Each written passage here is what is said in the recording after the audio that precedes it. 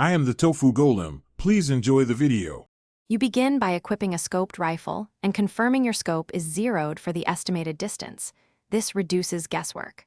Once you aim down sights, look at the HUD for the focus meter and hold the focus input shown on screen to activate it. Use focus immediately on long-range or moving targets because it slows perception and tightens aim.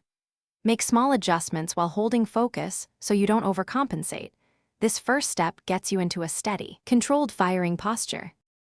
Once focus is active, you'll notice reduced sway and a narrower dispersion cone. Use that to correct wind and target motion. While holding focus, apply small scope inputs to adjust for wind direction, range, and the target's lateral movement. This is where you solve the complex middle steps.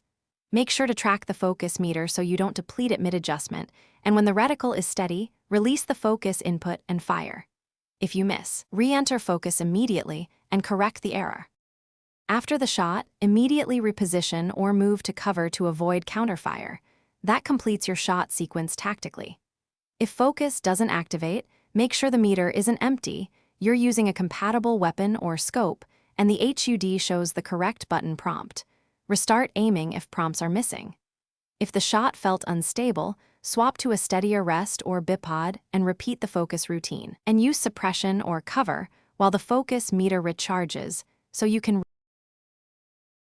Thanks for watching. Consider subscribing if we helped you today.